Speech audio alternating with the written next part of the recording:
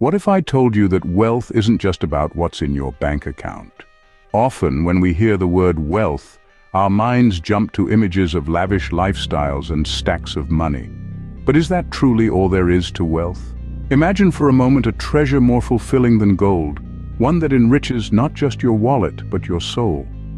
This treasure comprises not only financial abundance, but also spiritual depth, emotional well-being, and intellectual growth. These facets of wealth are seldom counted in bank balances, yet they are crucial for a truly prosperous life. Consider this. A person might own the largest mansion and the sleekest cars, but do they experience joy, peace, and wisdom? True wealth involves a balance. It is about having enough materially while nurturing your inner world, fostering relationships, and growing in knowledge and compassion. As we expand our understanding of what it means to be wealthy, we begin to see that it's much more than material accumulation. Now let's delve deeper into the dimensions of wealth beyond the material. History is ripe with thinkers who've pondered the role of wealth in human life. Let's delve into some philosophical perspectives that have long influenced our understanding of prosperity and success. Plato, a luminary in classical philosophy, viewed wealth through a prism of virtue and societal well-being. In his ideal republic, the guardians, who were the rulers, were not allowed personal wealth. They believed that wealth could corrupt moral values and distract from the pursuit of true knowledge and justice.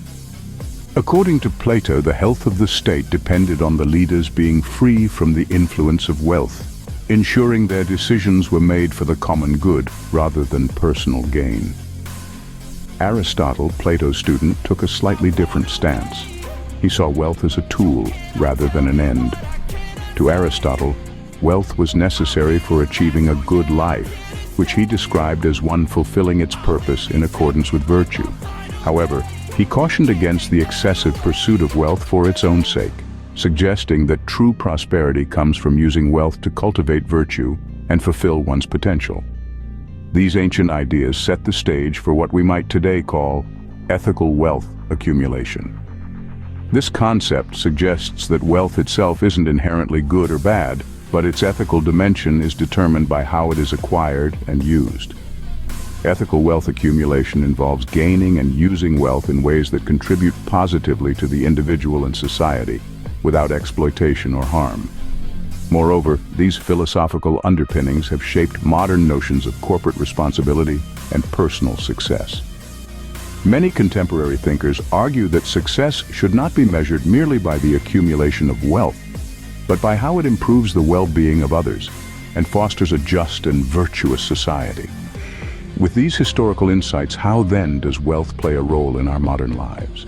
The Good Book has more to say about wealth than many might think. In the diverse tapestry of biblical literature, wealth is a topic approached with both reverence and caution. Let's delve into some of these ancient texts to uncover their wisdom on wealth.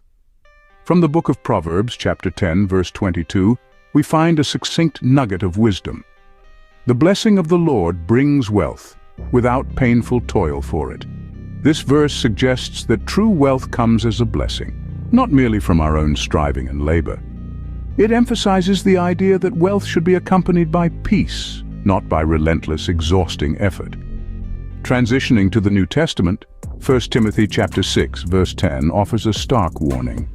For the love of money is a root of all kinds of evil. Some people, eager for money, have wandered from the faith and pierced themselves with many griefs.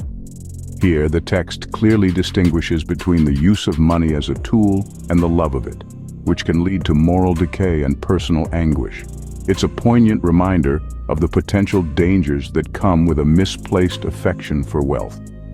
Moreover, the Gospel of Matthew chapter 6, verse 24 presents an uncompromising choice. No one can serve two masters. Either you will hate the one and love the other, or you will be devoted to the one and despise the other. You cannot serve both God and money. This verse challenges us to consider our ultimate allegiance. It raises a critical question about what or whom we truly worship and serve in our lives. These passages collectively urge us to reflect on the moral responsibilities that accompany wealth.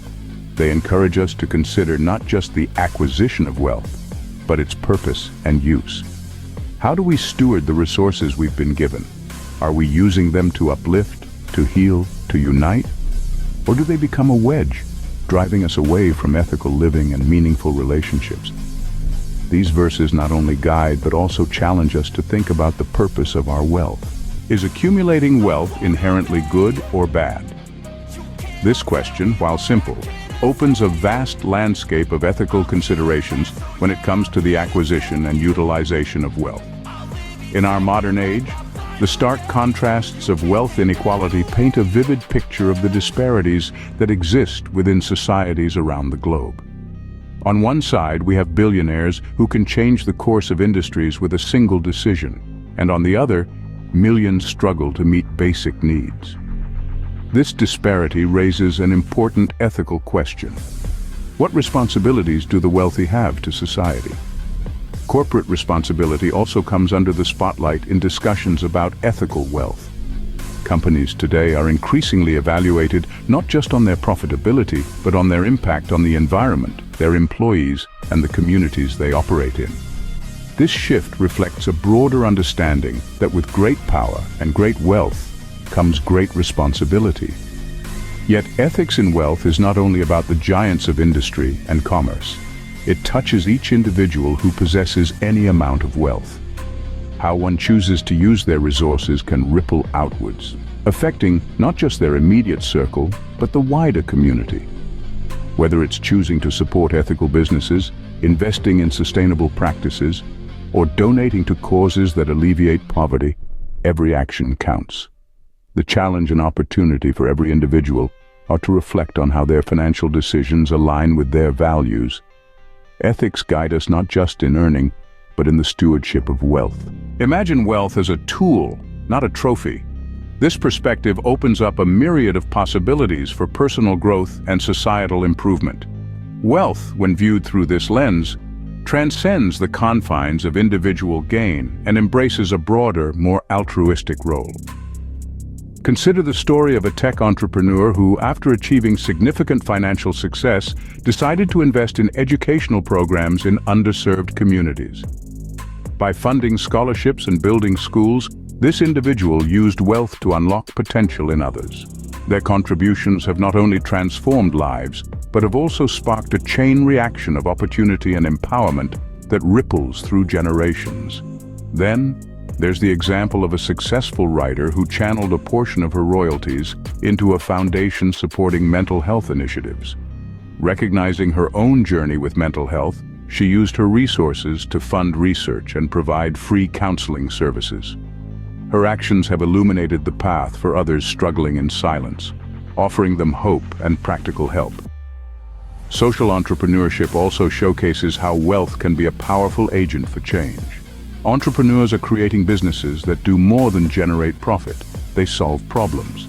From clean energy projects to sustainable agriculture, these ventures are proof that business objectives can align with societal needs, creating a win-win scenario for the entrepreneur and the community. Each of these examples underscores a profound truth. Wealth can be a formidable force for good when wielded with intention and compassion. True wealth, therefore, is defined not by what you gain, but by what you give. We've traversed through time, scriptures, and ethics to understand wealth. Our journey revealed that wealth is not merely a collection of material assets, but a broader spectrum that includes spiritual richness, intellectual depth, and emotional bonds. From the philosophical discussions, we gathered that wealth transcends physical boundaries, influencing our moral compass and societal interactions. The wisdom of biblical verses reinforce this, illustrating that true wealth involves generosity and a compassionate heart. Ethical considerations brought to light the responsibilities that accompany wealth.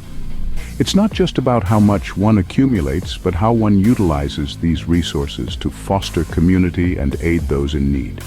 Wealth, when channeled positively, becomes a powerful tool for societal development and personal fulfillment. As we reflect on the nature of wealth, consider what richness truly means to you and how you might cultivate it in all aspects of your life. Let's strive to redefine wealth, not by the standards of society, but by the depth of impact we can create in our world and the lives of others.